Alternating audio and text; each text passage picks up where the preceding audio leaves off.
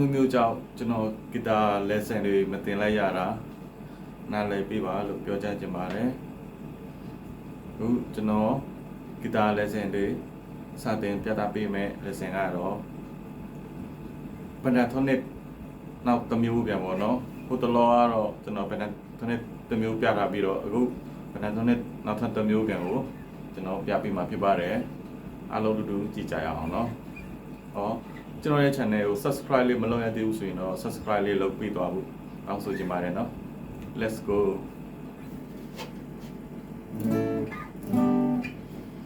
ဒီ pentatonic scale မှာတော့ရိုးရှင်းဆုံးလွယ်ကူဆုံးကျွန်တော်သင်ပြပေးမှာဖြစ်ပါတယ်ဒီဗီဒီယိုကိုကြည့်နေတဲ့ဆရာကြီးတွေကတော့ကြော်သွားလို့ရပါတယ်เนาะဒါကြတော့ဒီလူငယ်တွေအတွက်အခြေခံမရှိမဖြစ်တဲ့အပိုင်းတွေပေါ့เนาะဒီ pentatonic scale ရတော့เนาะโอเคကြည့်ရအောင်เนาะ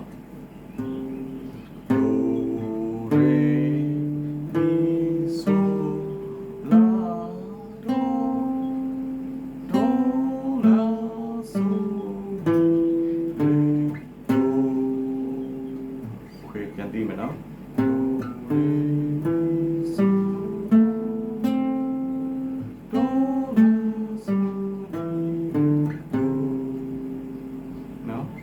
မှတ်လို့လွယ်ပါတယ်နော်ကျွန်တော်ပြန်ပြောမယ်နော်ဒါ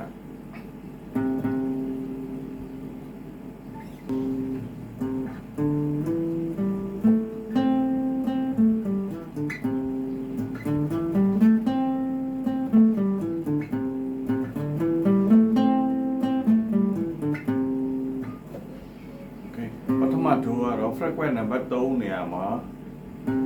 5ကြိုးပေါ့နော်တစ်ချက်တီးမယ်နော်လက်ညှိုးနဲ့ပေါ့နော်1 2 3ပေါ့နော် frequency နံပါတ်3မှာ5ကြိုးပေါ့နော်6ကြိုး5ကြိုးပေါ့နော်ဒီမှာနော်ဒိုးပြီးလို့ရှိရင် frequency နံပါတ်5နေရာမှာ5ကြိုးပြန်မယ်နော်ဒိုးလက်ညှိုးပြန်မယ်နော်လက်ညှိုးတစ်ချက်တီးမယ်နော်ဒိုးပြီးလို့ရှိရင် frequency နံပါတ်9နေရာမှာလက်တကြွယ်ပေါ့နော်တစ်ချက်တီးမယ်နော်5ကြိုးပြန်မယ်နော်လက်တကြွယ်နော်ပေါင်းတီးလိုက်မယ်နော်ပြီးလို့ရှိရင်တော့4ကြိုးလက်တကြွယ်sorry 4ကြိုးလက်ညှိုးပဲနော် frequency နံပါတ်5နေရာမှာ4ကြိုးလက်ညှိုးပြီးလို့ရှိရင်တော့လက်တကြွယ်နံပါတ်9နော် frequency နံပါတ်9မှာနော်4ကြိုးပဲနော်ပြီးလို့ရှိရင်တော့လက်ညှိုး3ကြိုးနော် frequency နံပါတ်5မှာနော်ဒါဆိုရင်ရပါပြီเนาะโอเคဒါကိုဘက်ပြန်တီးလိုက်မယ်เนาะ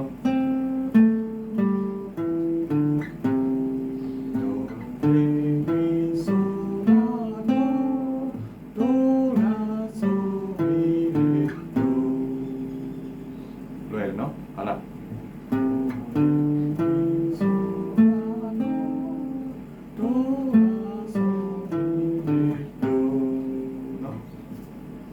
โอเคဒီလောက်ဆိုရမယ်ထင်တယ်เนาะโอเคအားလုံးအဆင်ပြေကြပါစေ